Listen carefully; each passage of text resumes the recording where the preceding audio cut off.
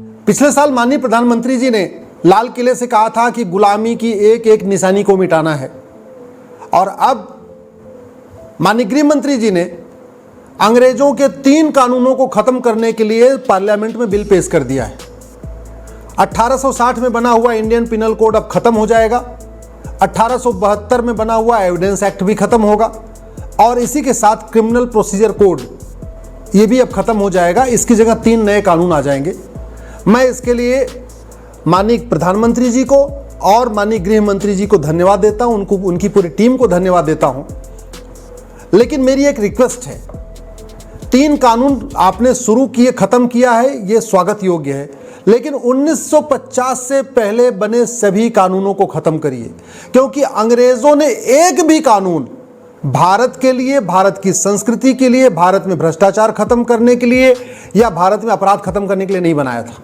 अंग्रेजों ने 100% कानून या तो भारत को लूटने के लिए बनाया था, या भारत को बांटने के लिए बनाया था, या अपनी सत्ता को मजबूत करने के लिए बनाया था। इसलिए जब तक एक भी अंग्रेजी कानून है तब तक भारत में राम राज्य नहीं आ सकता। कायदे से यह काम नेहरू जी को करना था कि जैसे आज़ादी मिली सारे अंग्रेजी कानून खत्म कर देते, अंग्रेजी व्यवस्था बदल देते, अंग्रेजी पुलिस व्यवस्था बदलते, अंग्रेजी न्यायिक व्यवस्था बदलते, लेकिन उन्होंने कुछ नहीं किया। अब वही काम मोदी जी कर रहे हैं, इसके लिए बहुत बहुत साधुवाद, बहुत बहुत बधाई। लेकिन ये 3 कानून बदलने से स्पीडी जस्टिस अभी भी नहीं होगा, 1 साल के अंदर न्याय नहीं मिलेगा।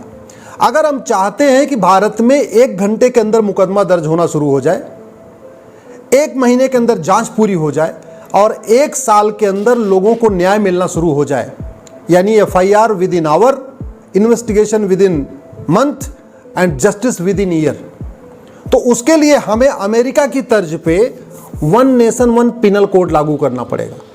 जो कानून अभी पेश हुआ है पार्लियामेंट में, ये बहुत अच्छा है, पहले से बहुत बेटर है, लेकिन इस कानून के अलावा भी भ्रष्टाचार अपराध के 40-50 कानून और भी अभी भी चलेंगे। घूसखोरी का कानून अलग से चलता रहेगा, जमाखोरी का अलग से चलता रहेगा, मिलावटखोरी का अलग से चलता रहेगा, कालाबाजारी का अलग से चलता रहेगा, नशा तस्करी का अलग से चलता रहेगा, मानव तस्करी का अलग से चलता रहेगा, सोना तस्करी का अलग से चलता रहेगा, जिहाद कट्टरवाद रोकने के लिए अलग से कानून चलता रहेगा, घुसपैठ के लिए कोई कानून है ही नहीं है, धर्मांतरण के लिए कोई कानून सेंट्रल लेवल पे है ही नहीं है, आतंकवाद वाला कानून अलग से चलता रहेगा, अलगाववाद वाला अलग से चलता रहेगा। मेरा आग्रह यह है माननीय प्रधानमंत्री से, गृह मंत्री से, कि आप अमेरिका के फेडरल पिनल कोड की तर्ज पे जो एक नया कानून बना रहे हैं, इसी में सारे के सारे भ्रष्टाचार और अपराध के जितने भी कानून हैं, इसी में चैप्टर 1, चैप्टर 2, चैप्टर 3 करते करते करते 100 चैप्टर हो जाए, 120 चैप्टर हो जाए। जैसे अमेरिका के फेडरल पिनल कोड में 123 चैप्टर है, तो हमारी तो जनसंख्या ज़्यादा है, हमारे यहाँ अपराध भी ज़्यादा है, तो हमारे यहाँ तो 150 चैप्टर भी हो सकता है या 200 चैप्टर भी हो सकता है। लेकिन हमें इस पैटर्न पे बनाना पड़ेगा, क्योंकि मुकदमा लिखने वाला हवलदार होता है, उस 10वीं या 12वीं पास होता है। अगर हम 50 कानूनों का मकड़जाल कंटिन्यू करेंगे तो वो 50 कानूनों को नहीं पढ़ पाएगा। हाँ, अगर एक कानून में सारे के सारे अपराध इसमें शामिल हो जाएंगे तो वो हवलदार थाने में बैठा बैठा देखता रहेगा कि कौन से चैप्टर में क्या लिखा है, कौन से चैप्टर में क्या लिखा है, तो FIR आसानी से लिख देगा, और FIR अच्छा लिखेगा। FIR क्रिमिनल जस्टिस सिस्टम की जान होती है, फाउंडेशन है। अगर अच्छा FIR नहीं होता तो बाद में अच्छी इन्वेस्टिगेशन नहीं होती, अच्छी इन्वेस्टिगेशन नहीं होती तो ठीक से न्याय नहीं मिलता, मुकदमा लंबा चलता है, कई बार लोग सबूत के अभाव में छूट जाते हैं, कई बार ऐसा भी होता है कि जो दोषी होते हैं उनको बेल मिल जाती है, निर्दोष जेल में रहते हैं। इसलिए FIR अच्छा होना चाहिए। FIR तभी अच्छा होगा जब 1 नेशन 1 पिनल कोड होगा। इसके अलावा चूंकि जांच पुलिस को करना है, पुलिस हर राज्य की अलग अलग कानून से चल रही है। 1861 का जो पुलिस एक्ट है, इसको बदलना पड़ेगा। अंग्रेजों द्वारा बनाया गया कानून, ये 1861 का बहुत घटिया है, हमें 1 नेशन 1 पुलिस कोड भी लागू करना पड़ेगा। तीसरी बात, बहुत सारे लोग झूठ बोलते हैं, लगातार बोलते हैं, तो झूठे मुकदमों को रोकने के लिए, झूठी गवाही को रोकने के लिए, झूठी शिकायत को रोकने के लिए और सच उगलवाने के लिए नार्को पॉलीग्राफ ब्रेन मैपिंग कानून बनाना पड़ेगा। जब तक ये नहीं होगा तब तक 1 घंटे में FIR अगर हो भी गई तो 1 महीने में जांच नहीं हो पाएगी और 1 साल में न्याय नहीं मिल पाएगा। इसी तरीके से 1908 का सिविल प्रोसीजर कोड, ये जो जमीन का संबंधित विवाद है, ये 1900 वाट के सिविल प्रोसीजर कोड से चलता है, इसको भी बदलना पड़ेगा। जब तक ये 1900 वाट का सिविल प्रोसीजर चलता रहेगा तब तक जमीन के मुकदमे 25 साल, 30 साल, 40 साल चलेंगे। पता चला सुप्रीम कोर्ट का आते आते 50 साल भी लग जाता है। मुकदमा जो है बेटा शुरू करता है, बेटा बूढ़ा हो जाता है, पता चला उसका बेटा के मुकदमा लड़ता है। तो ये 1900 वाट का सिविल प्रोसीजर कोड भी बदलना पड़ेगा। Judicial code, one nation one judicial code लागू करना पड़ेगा। पूरे देश के जज, चाहे हाई कोर्ट के जज हों, चाहे वो डिस्ट्रिक्ट कोर्ट के जज हों, सबके लिए एक रूल्स रेगुलेशन बनाना पड़ेगा, सबके लिए एक प्रोसीजर बनाना पड़ेगा, कॉमन जुडिशियल टर्म यूज़ करना पड़ेगा। तो एक one nation one judicial code भी लागू करना पड़ेगा। इसको सुप्रीम कोर्ट खुद करे, और सुप्रीम कोर्ट खुद नहीं करना तो हाई कोर्ट को, पार्लियामेंट को करना पड़ेगा।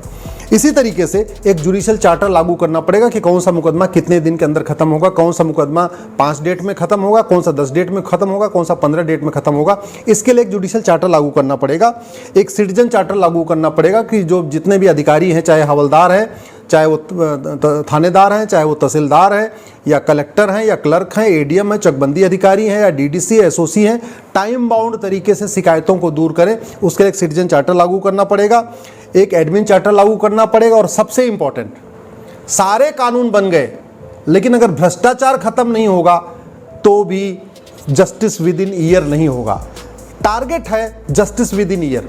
मेरे जीवन का लक्ष्य है कि 1 साल के अंदर लोगों को न्याय मिले और भ्रष्टाचार जड़ से खत्म हो जाए। तो सारे कानून बन जाएंगे लेकिन अगर भ्रष्टाचार खत्म नहीं होगा तो लोग पैसा ले लेंगे। थानेदार भी पैसा लेगा, हवलदार भी पैसा लेगा, कलेक्टर भी पैसा लेगा, क्लर्क भी पैसा लेगा, पेशकार भी पैसा लेगा, और फिर कुछ न कुछ उसमें कमी निकाल के इसको तारीख पे तारीख चलती रहेगी। तो भ्रष्टाचार खत्म हो उसके लिए ज़रूरत है वन नेशन वन टैक्स लागू किया जाए।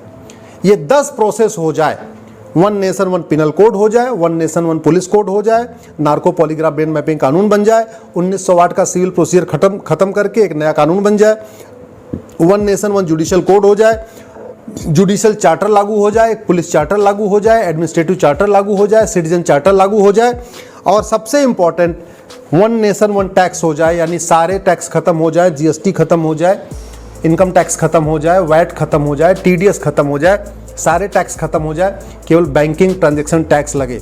यानी कमाने पे कोई टैक्स नहीं, जितना कमाना है कमाओ, कमाने में कोई टैक्स नहीं, जितना खर्च करोगे उतना आपको टैक्स लगेगा।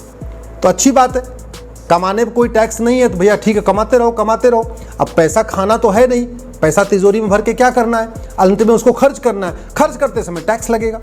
मैं गारंटी के साथ कहता हूं वन नेशन वन टैक्स से भ्रष्टाचार खत्म हो जाएगा। और भ्रष्टाचार खत्म हो गया यानी थाने की दलाली बंद हो गई, तहसील की कमीशनखोरी बंद हो गई, जिले की अगर घूसखोरी बंद हो गई, तब वास्तव में ये जो कानून है ये इफेक्टिवली इम्प्लीमेंट हो पाएंगे।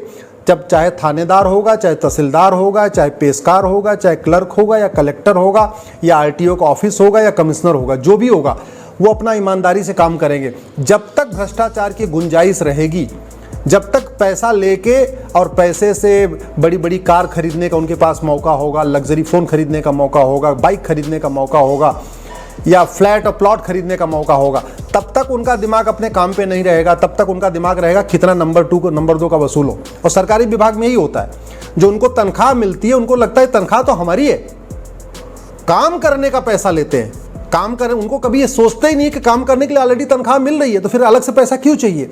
लेकिन उनको लगता है कि नहीं, जो वेतन आ रहा है वो तो फंडामेंटल राइट है, वो तो मुफ्तखोरी का है, वो तो हमारा नाम चल रहा है, साइन करने के लिए हमारा वेतन आ रहा है, बाकी जो भी काम करेंगे उसके लिए पैसा चाहिए। तो मैं माननीय प्रधानमंत्री से निवेदन करता हूँ, उनको आग्रह करता हूँ, गृहमंत्री से आग्रह करता हूँ, अब आप वन नेशन वन टैक्स की तरफ बढ़िए। पुलिस चार्टर लागू करिए, जुडिशियल चार्टर लागू करिए, सिटीजन चार्टर लागू करिए, एडमिनिस्ट्रेटिव चार्टर लागू करिए, 1900 वाट का सिविल प्रोसीजर कोड भी बदलिए।